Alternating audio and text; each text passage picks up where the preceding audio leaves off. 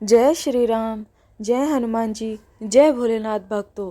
पूर्व काल में श्री विष्णु जी अपनी पत्नी श्री लक्ष्मी जी के साथ शेष शैया पर शयन कर रहे थे।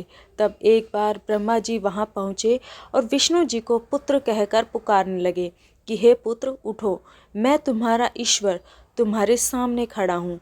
यह सुनकर विष्णु जी को भी क्रोध आ गया, लेकिन फिर भी वे अपना क्रोध शांत करते हुए बोले, पुत्र तुम्हारा कल्याण हो, कहो अपने पिता के पास कैसे आना हुआ।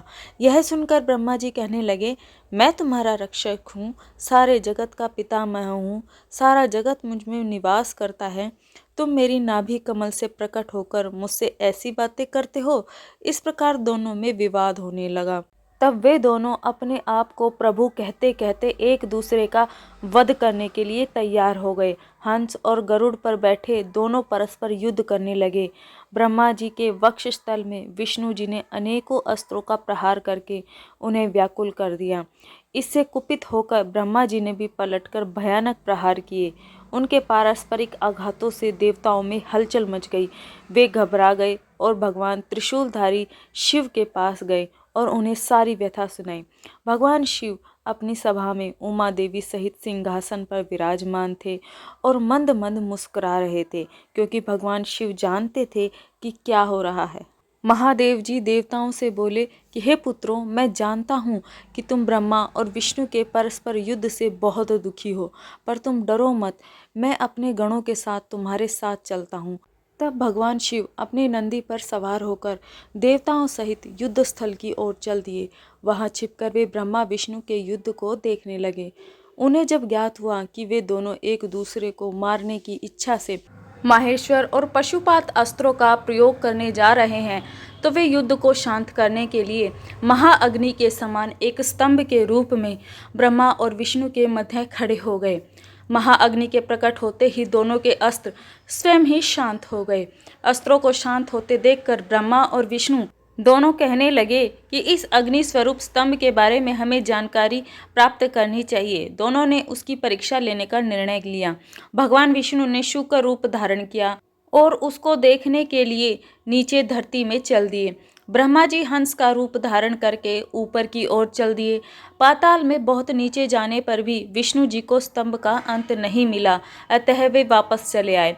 ब्रह्मा जी ने आकाश में जाकर केतकी का फूल देखा और वे उस फूल को लेकर विष्णु जी के पास आ गए। विष्णु जी ने उनके चरण पकड़ लिए। ब्रह्मा जी के छल को देखकर भगवान शिव प्रकट हो गए। विष्णु जी की महानता से शिव प्रसन्न होकर बोले, हे विष्णु जी, आप सत्य बोलते हैं, अतः मैं आपको अपनी समानता का अधिकार देता हूँ। महादेव जी ब्रह्मा जी के छल पर अत्यंत क्रोधित हुए और उन्होंने अपने त्रिनेत्र से यानी कि तीसरी आंख से भैरव जी को प्रकट किया और उन्हें आज्ञा दी कि वह तलवार से ब्रह्मा जी को दंड दे। आज्ञा पाते ही भैरव ने ब्रह्मा जी के बाल पकड़ लिए और उनका 5वां सिर काट दिया। ब्रह्मा जी डर के मारे कांपने लगे। उन्होंने भैरव के चरण पकड़ लिए तथा क्षमा मांगने लगे। इसे देखकर श्री विष्णु ने भगवान शिव से प्रार्थना की कि आपकी कृपा से ही ब्रह्मा जी को 5वां सिर मिला था, अतः आप इन्हें क्षमा कर दें। तब शिवजी की आज्ञा पाकर ब्रह्मा को भैरव ने छोड़ दिया। शिवजी ने कहा, तुमने प्रतिष्ठा और ईश्वरत्व को दिखाने के लिए छल किया है, इसलिए मैं तुम्हें शाप देता हूँ कि तुम सत्कार, स्थान व उत्सव से विहीन रहोगे। ब्रह्मा जी को अपनी गलती का पछतावा हो चुका था। उन्होंने भगवान शिव के चरण पकड़कर क्षमा मांगी और निवेदन किया कि वे उनका 5वां सिर पुनः प्रदान करें। महादेव ने कहा, जगत की स्थिति को बिगड़ने से बचाने के लिए पापी को दंड अवश्य देना चाहिए, ताकि लोक मर्यादा बनी रहे।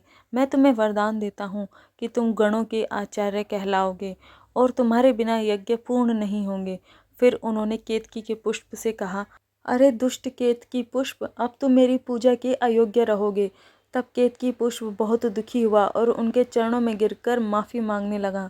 तब महादेव जी ने कहा, मेरा वचन तो झूठा नहीं हो सकता, इसलिए तू मेरे भक्तों के योग्य होगा। इस प्रकार तेरा जन्म सफल हो जाएगा। इस प्रकार शिव जी ने ब्रह्मा जी के अभिमान को दूर किया। तो शिव पुराण की आज की कथा यहीं पर समाप्त होती है। वीडियो अच्छी लगे तो वीडियो को लाइक ज़रूर करें। भक्ति से रिलेटेड ऐसे ही वीडियोस के लिए हमारे चैनल को आप सब्सक्राइब भी कर सकते हो। जय श्री राम। जय हनुमान जी भक्तों। आप सभी का दिन शुभ और मंगलमय हो।